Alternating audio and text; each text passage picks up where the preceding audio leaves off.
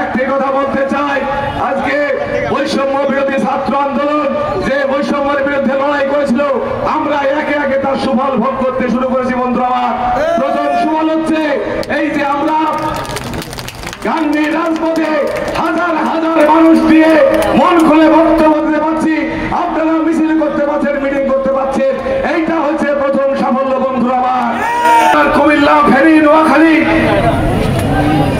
হাজার হাজার লক্ষ লক্ষ মানুষ রাতের অন্ধকারে